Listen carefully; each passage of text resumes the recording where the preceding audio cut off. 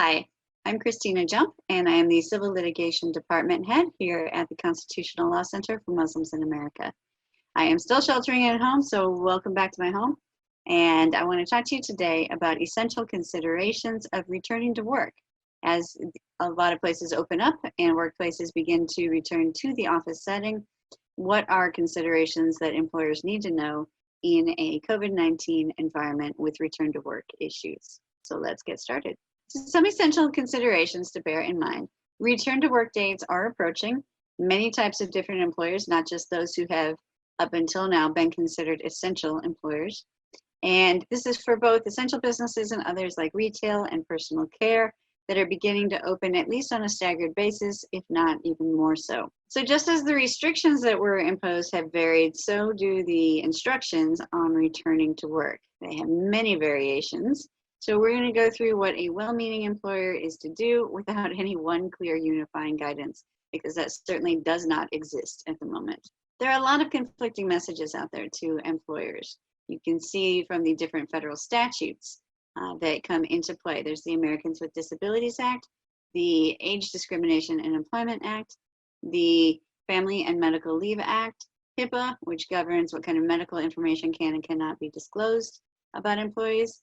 The Center for Disease Control has issued regulations as well as advisories, and there are some statutes that govern as well. The EEOC, the executive orders that have been issued, and then there's the trio of COVID-19 relief statutes that have been passed thus far, the FFCRA, the EPSLA, and the CARES Act, and we'll get into the relevant portions of each of those. Those also sometimes conflict with and need to be considered alongside federal agency guidelines from many different federal agencies, governor's orders pertaining to any relevant state in which you may operate or have employees. And if you have employees in multiple states, then you need to be aware of the governor's orders for each state where a business operates, county orders, which are sometimes different than the state orders, city ordinances, which also may be different, and of course, those COVID-19 press conferences and any information that you may hear on those, all of which can very reasonably lead the average employer to ask for help because there's such an alphabet soup going on, there's such a contradiction in the information that's available and the advice being given, as well as the restrictions that are being imposed or lifted, that it is very easy to get confused. So let's try to break this down. First, we're going to look at the relevant federal statutes. These are the federal laws that have been passed by Congress, so these are true laws. First, there's Title VII of the Civil Rights Act of 1964, the Americans with Disabilities Act, the Age Discrimination in Employment Act, or ADEA, and remember that for federal employment law purposes, someone is legally protected based on their age from age 40 and up, 40 and up, which currently comprises a substantial portion of our workforce, far more than it did at the time that the ADEA was passed, but that number has not ever changed. So it remains 40 years old and up is someone who is considered age protected in the workforce. The Family and Medical Leave Act, OSHA, regarding safety in the workplace. Workers' compensation, now that is often done at a state level, but there are also federal concerns. Section 1981 claims, that is Section 1981 of the Civil Rights Act of 1866, which governs race and national origin claims, and those can play a role here. We'll get to how. Pregnancy Discrimination Act. The CARES Act, which again is the COVID Relief Act, the most recent one and the most broad overview, which was passed by Congress. And all of those have an effect on each other and come into play, sometimes competing, as we mentioned. So I want to go through some of the most relevant ones and break it down a little further. The ADA refers to accommodating disabilities. That's the Americans with Disabilities Act. And also remember that there were amendments to the Americans with Disabilities Act. So technically, if we wanted to get even further into the alphabet soup, that would make it ADAAA, or the Americans with Disabilities Act Amendments Act, which did broaden it a bit after some court cases. And the details on that are a little beyond the scope of this presentation, but bear in mind that there have been amendments since the original ADA, and you need to make sure to incorporate the amendments as well. So here's a rundown of the summary. A disability is any limit to a normal life function. It does not have to be something that affects the work in the workplace in order for a person to be considered a qualified person with a disability. A person with a disability can have a disability that only relates to things you would never see or know in the workplace. So don't ask. If they tell you, that's great. You can ask general questions such as, are you able to do the essential functions of the job, either with or without any accommodation? You are legitimate in asking, any employer is legitimate in asking if an employee requests any kind of accommodation, or making them aware of how to request it if they do. The people who are entitled to an accommodation at work is anyone who can do the job, again, with or without accommodation. If the individual believes that they need an accommodation, then they need to point out to you what the issue is that needs to be accommodated and what the requested accommodation is. Now, it has to be something that will solve the issue addressed by the disability without providing an undue burden on the employer or on other employees, or financial hardship on the employer. And so individuals don't necessarily get the accommodation that they are requesting. So for example, somebody may state that they cannot work 8 straight hours at a time, and therefore they want to have a break every hour. And that's just not feasible for the workplace, or to work around other employees without putting a burden on the other employees to continuously cover that. So if their restriction is that they cannot work 8 straight hours, and then it is possible to provide an alternative accommodation by way of suggestion that somebody have a break every 4 hours, a larger break every 4 hours. Something like that, for example, is a traditional accommodation under the ADA. So let's look at some of the sample ordinances as well that have come into effect recently regarding the spread of COVID-19 and what different locations are doing to try to address it. One in particular comes from Dallas County, which is where CLCMA's office is located. Employers shall not might not, shouldn't, but shall not, absolutely can't, shall not implement any rules making a negative COVID-19 test or a note from a whole healthcare provider a requirement before a COVID-19 recovered employee can return to work. So it is not allowed. It is flat out violation in Dallas County, and I would presume in others as well, to require an all-clear test from a doctor. Now, what a company can do, which would be standard after having been out for an extended time, is that an employer can require that an employee simply get a doctor's note provided to the employee saying, I am able to return to work. And that's it. Not addressing COVID-19 status either way, not getting into that, but I can return to work. The doctor says I can return to my normal job functions. That would be sufficient, and that's all the employer needs. And we look at San Francisco as well. San Francisco's act is PHELO, P-H-E-L-O. And one of the issues contained, or one of the topics contained within San Francisco's ordinance is, while it varies based on the number of hours an individual has worked, there's roughly 80 hours of paid leave for COVID-19 or suspected related illnesses, or caring for a family member, either who has COVID-19 or a suspected related illness. So that would be 80 hours of paid leave for the employee. An interesting fact about that is that this is relevant whether the individual would have been scheduled to work during that time or not. So if you have rotating shifts and somebody might have only been scheduled to work on Mondays and Wednesdays, they can claim 80 hours of paid leave for the entire week, as long as, again, there's some specifics there varying based on the number of hours that they normally would work. But it does not have to be on a day that they would normally work. And federal regulations. Let's look at these. There have been quite a few that have come up even in the past week from the date that we are recording this. This is being recorded on April 29th, 2020, and there have been several that have come up in the past 5 days. So these may change. Just bear in mind this is current as of the date of this recording.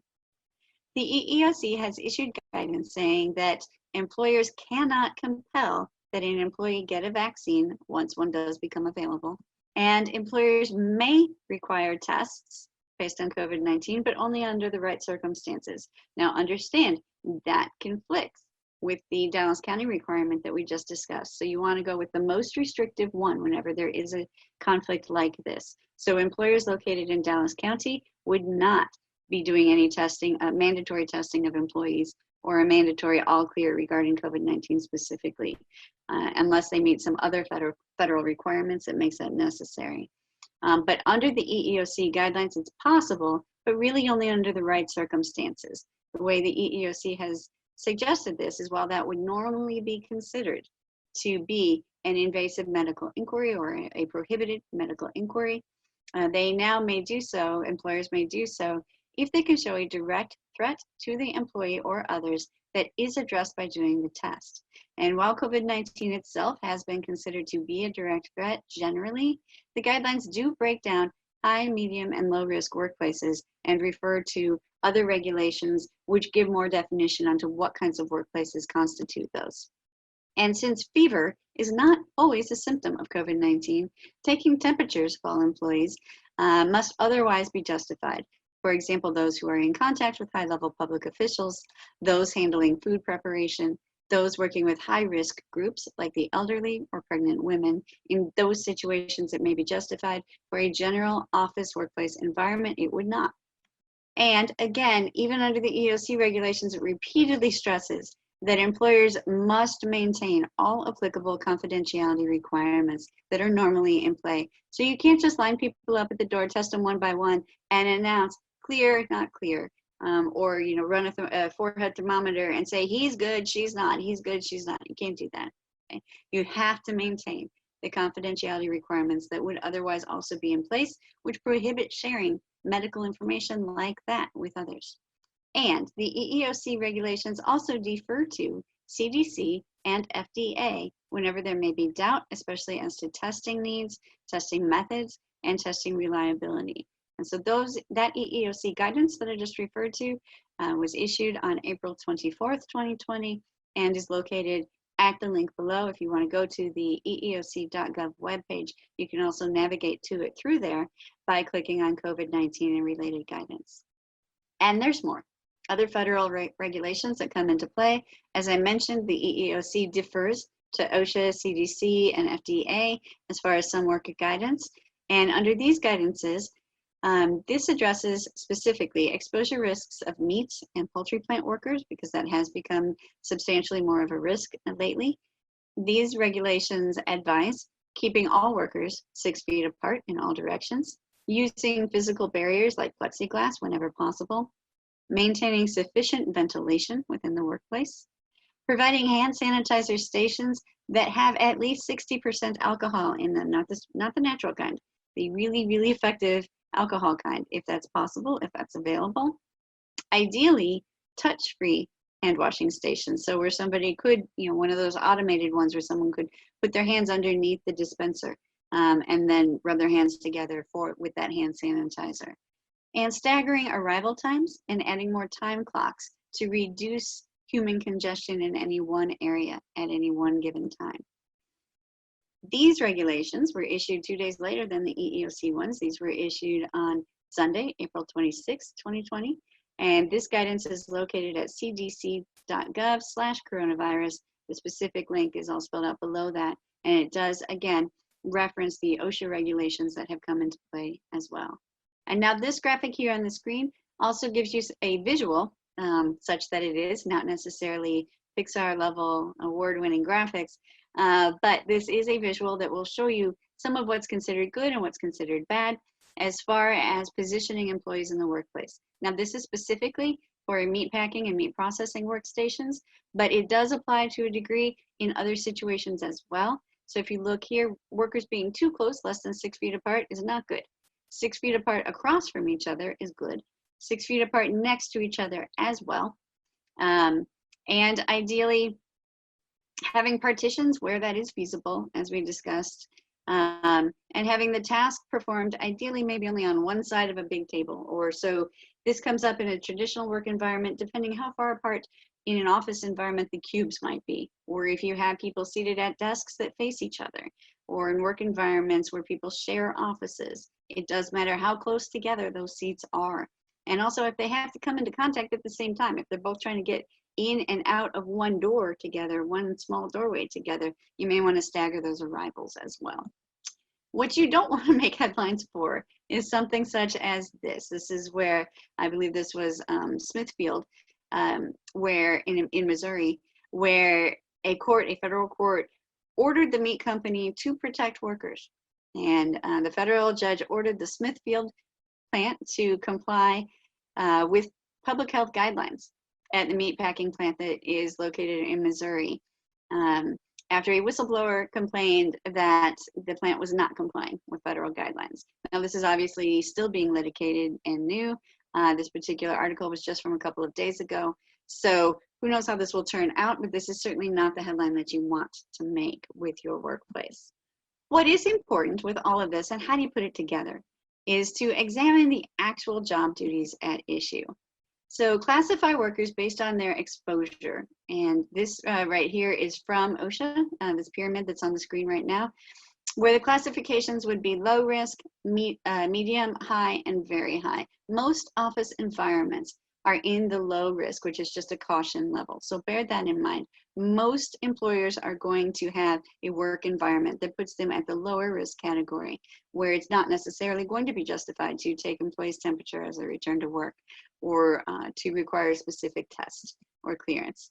Now, bear in mind your actual job duties that the employee is performing. So here, perhaps if you are an evil genius who's seeking minions and want them to sacrifice their lives, where messy death is inevitable, well, that's going to be a different situation. That's obviously much higher risk.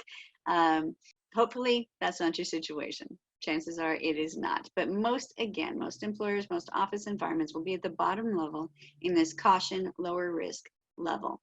And finally, how to keep in touch with all of this, how to stay on top of all of it. Stay up to date. This is rapidly changing. These things are evolving quickly. This is almost all uncharted, or at least not recently charted territory. And guidelines will change and be modified. So stay informed. What may look like a perfect plan today may not be so perfect down the road.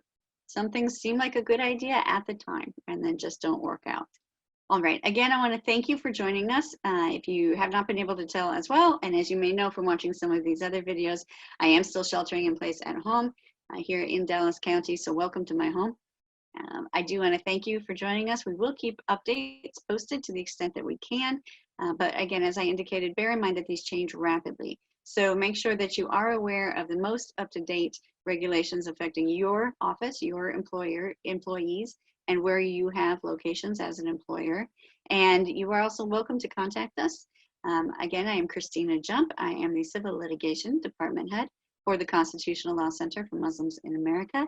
And you can reach us through our website as well at CLCMA.org. Thank you very much, and I really appreciate you joining us. Everybody stay safe and stay informed. Thank you.